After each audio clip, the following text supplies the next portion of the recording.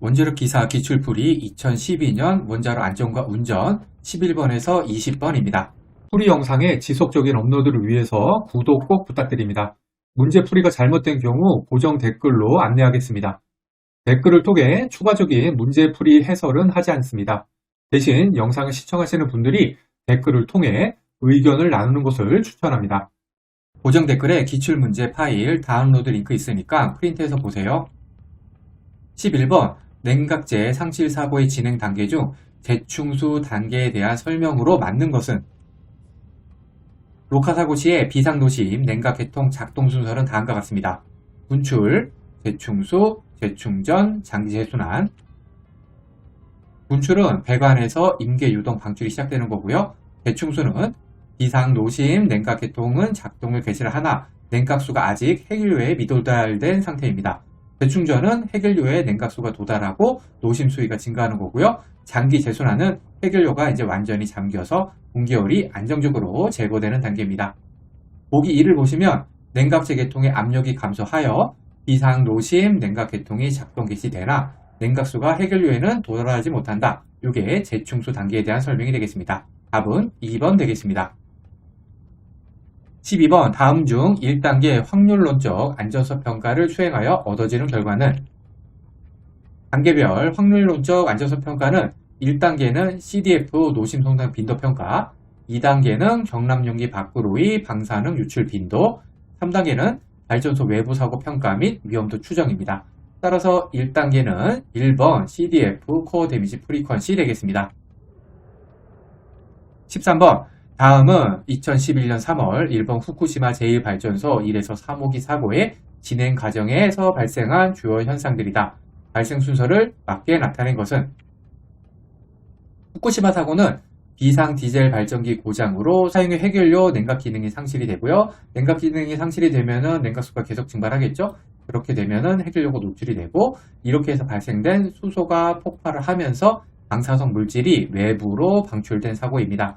따라서 순서는 A. 비상 디젤 발전기 고장, C. 해결료 손상, D. 수소 폭발, D. 방사성 물질 대량 방출. 답은 2번 되겠습니다. 14번 출력 100만 kW의 원자력 발전소가 있다. 가동률이 80%, 전기 판매 단가가 kW 시당 50원일 때 발전소의 연간 전기 판매 대금은 얼마인가? 1년은 365일. 일단 전기 출력을 열 출력으로 바꿔줘야 됩니다. 이거 좀 틀린다고 제가 자주 말씀드렸죠.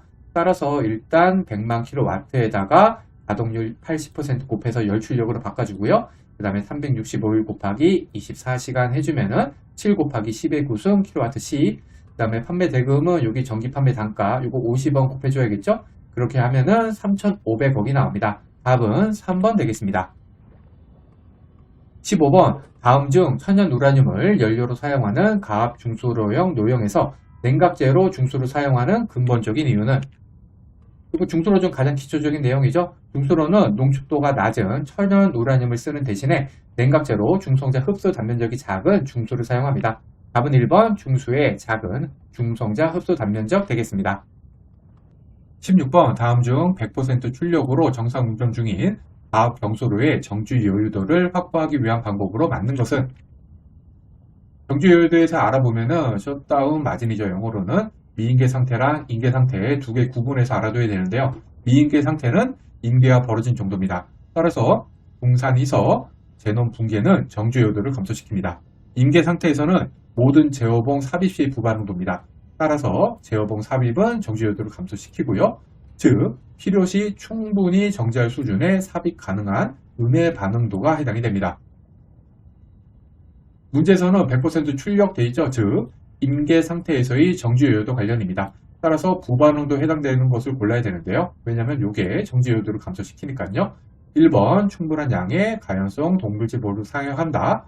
3번 냉각제의 붕상 농도를 높게 유지한다. 4번 동물질의 발생이 최대가 되도록 운전한다. 이거 전부 다 음의 반응도에 해당이 되잖아요. 따라서 답은 2번 정지 제어봉 집합제를 일정한 높이 이상으로 인출한 상태로 운전한다 되겠습니다. 17번 다음 중 출력 계수에 영향을 주는 값이 아닌 것은 출력 계수 파워코 이피션트는 단위 출력 변화에 대한 반응도 변화량으로 나뉘는 PCM 나누기 퍼센트 파워가 되겠습니다. 영향을 주는 계수는 해결료 온도 계수, 감속제 온도 계수, 기포 계수 등이 출력 계수를 결정하게 되고요. 따라서 4번 반경 방향 첨도 계산은 해당이 되지 않습니다.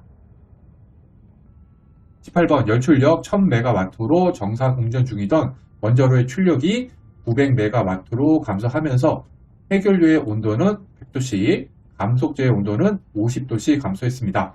해결료 온도 계수 및 감속제 온도 계수가 모두 마이너스 10의 5승일 때 이 원자로에서 출력 감소로 인하여 발생된 반응도 변화량은 해결료 온도 감소는 음의 반응도, 감속제 온도 감소는 양의 반응도 요거 주의해서 푸셔야 됩니다. 먼저 해결료 변화로 인한 반응도 변화량을 구해보면은 해결료 온도 계수가 마이너스 10에 마이너스 5승이잖아요. 요거 쓰고요. 그 다음에 온도가 100도씩 감소했죠. 해결료. 따라서 이거는 음의 반응도니까 마이너스 100도씩 해주면은 10 곱하기 10의 마이너스 4승이 나오고요. 감속제 변화로 인한 반응도 변화량은 여기 온도 계수 동일하게 마이너스 10에 마이너스 5승. 하지만 50도씩 감소 양의 반응도니까 이건 그냥 플러스 50이 되겠죠. 따라서 이거는 마이너스 5 곱하기 10의 마이너스 4승. 총 변화량은 둘을 더한 값인 요거랑 요거 더한 값인 5 곱하기 10의 마이너스 4승 델타 K 마이너스 K. 따라서 답은 2번 되겠습니다. 19번 원자력 발전소에서 냉각제의 상실 사고가 발생하면 방사성 물질이 외부로 방출되는 것을 차단하여야 한다. 이러한 기능과 가장 관련이 있는 공학적 안전설비 작동 신호는 공학적 안전설비는 비상동식 냉각계통, 경락건물 계통, 정지 냉각계통, 보조급수 계통, 주제어실, 거주수소 계통 등이 있는데요. 원자로 건물 내 방사성 물질 외부 방출을 방지하는 것은 이 중에서 경락건물 계통에 해당되고 또 그 중에서도 경락건물 격리 계통에 해당이 됩니다. 따라서 답은 2번 경락건물 격리 작동신호 되겠습니다.